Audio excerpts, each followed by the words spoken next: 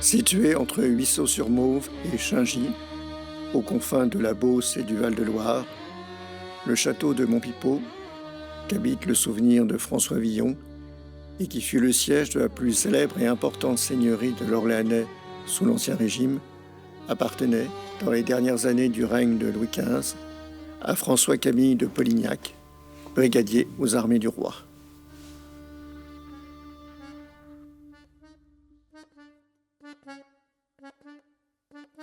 Il y a quelques mois, en vidant la maison de mes parents à Orléans, avant de la vendre, j'ai retrouvé des livres qui ont été parmi mes premières lectures.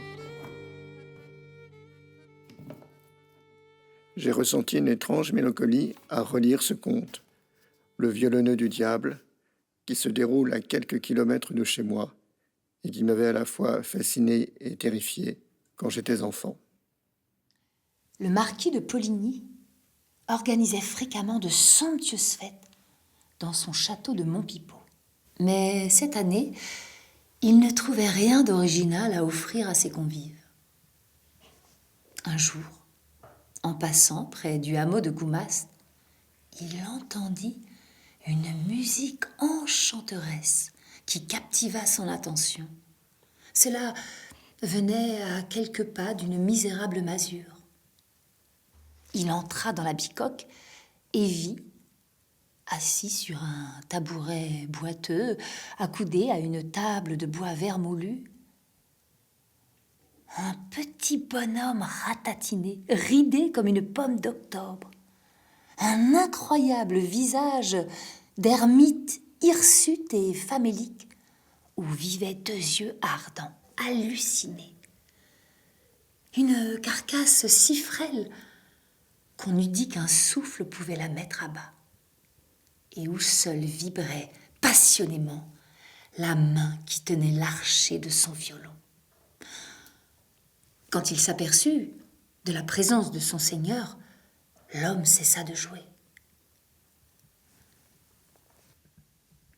Monsieur le marquis, je suis honoré de votre visite, mais confus de vous recevoir dans ma pauvre demeure. Cela n'est rien, mon brave. En passant par le chemin, j'ai été subjuguée par la musique que tu arrives à tirer de cet instrument. Comment as-tu appris ?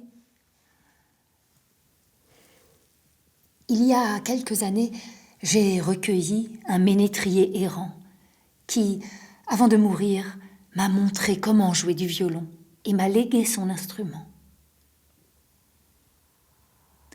C'était un morceau bien triste que j'ai entendu à l'instant.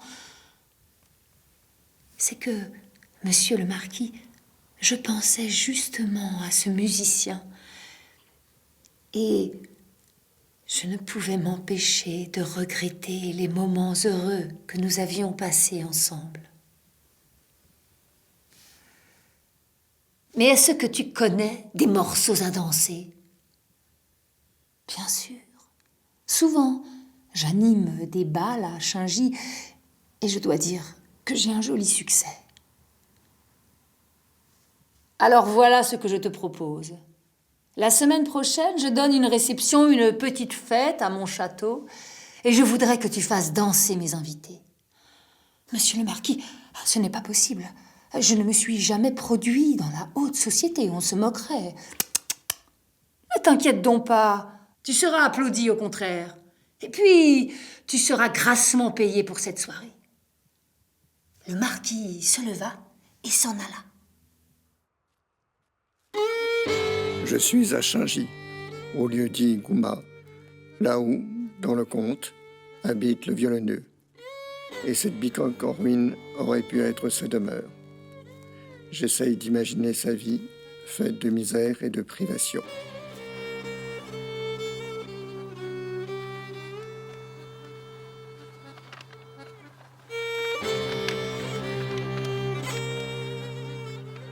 Je vais refaire le trajet que le musicien a parcouru depuis sa maison jusqu'au château de Montpipeau.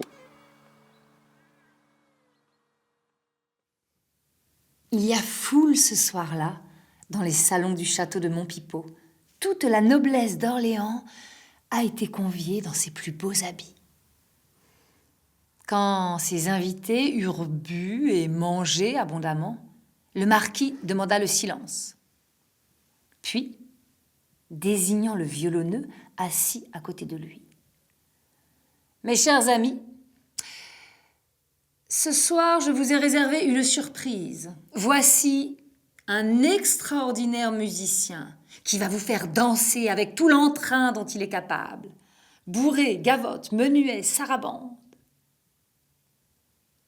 Le musicien se mit à jouer et anima le bal. Mais quand l'horloge eut sonné 12 coups, il s'arrêta et, se tournant vers son seigneur, « Monsieur le marquis, il se fait tard. Je suis fatigué d'avoir joué toute la soirée. Je vous demande la permission de me retirer. » « Eh bien, soit. Voici ce qui t'est dû. Et ne fais pas de mauvaises rencontres sur le chemin du retour. » Le violonneux attrapa au vol la bourse que le marquis lui lança, lui fit une révérence et se retira.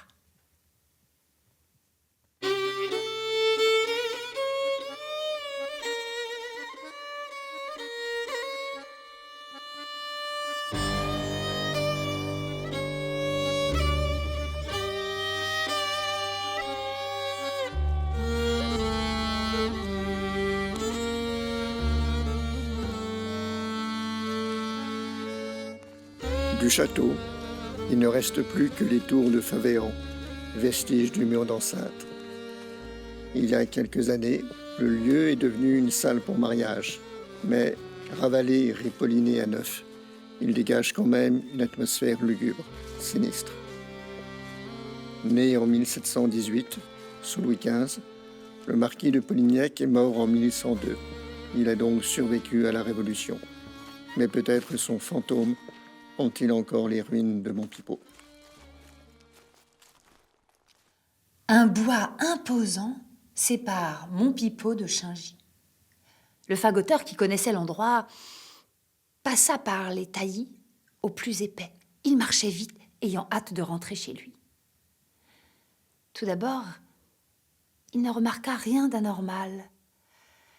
Les arbres, au clair de lune, prenaient des formes étranges, tendaient vers lui leurs bras noueux, dressaient leur corps déchiqueté, mais il savait que ce n'étaient que des arbres. Tout de même, il n'était pas rassuré et il pressa le pas. Bientôt, il lui semblait que des ombres l'entouraient, le frôlaient au passage, les unes visqueuses qui lui coulaient le long des chausses, les autres glaciales qui lui giflaient le visage.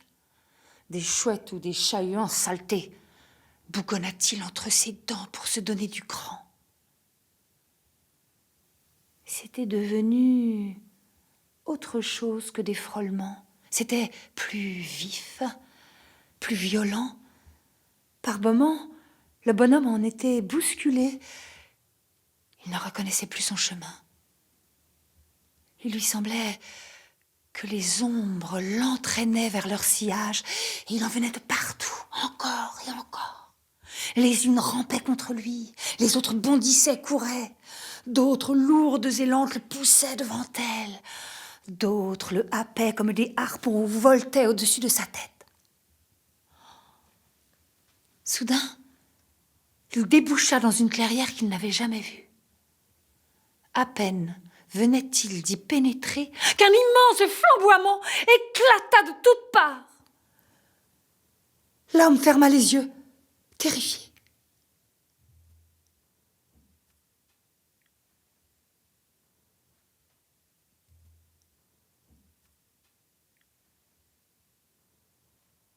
Quand il les rouvrit, il vit s'avancer depuis le fond de la clairière, à pas lents et solennels, un personnage tout maigre, portant des habits rouges qui semblaient lacérés et tailladés.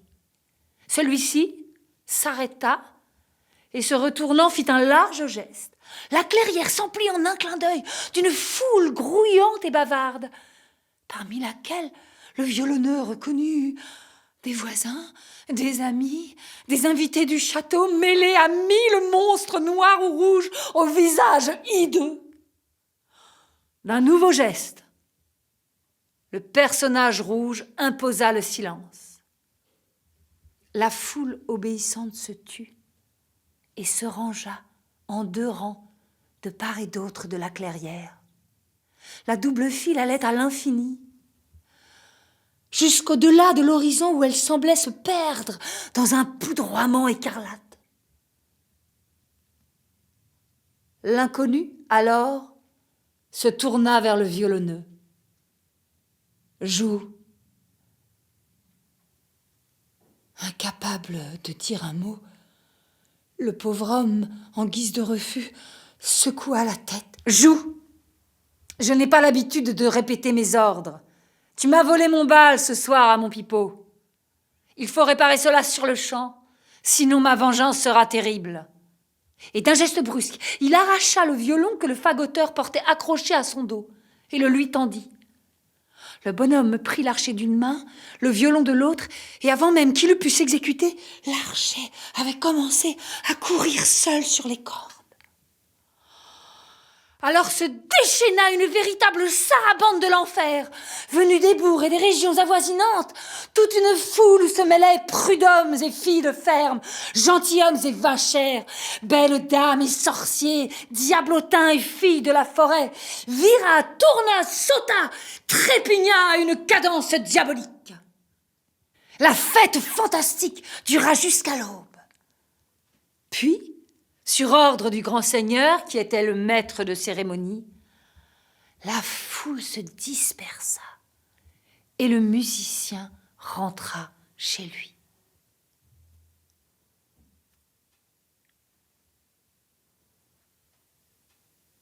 Poussé par la curiosité, 1 semaine plus tard, le musicien décida de retourner à la clairière pour observer à distance ce qui s'y passait. Mais, depuis lors, personne ne l'a plus revu au village.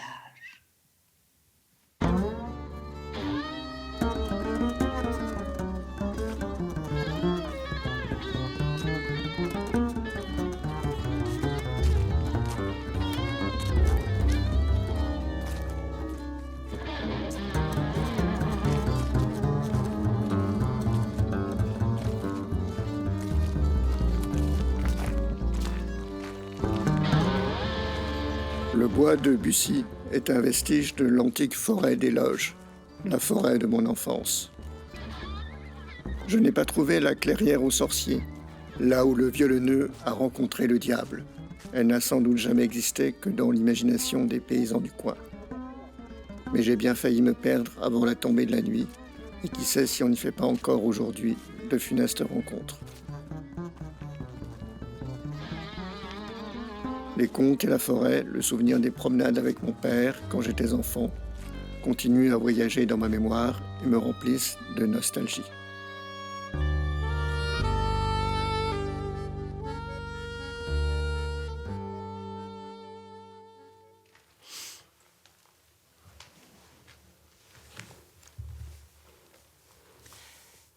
Sous la Révolution, Montpipeau, abandonné par son propriétaire, devint bien national.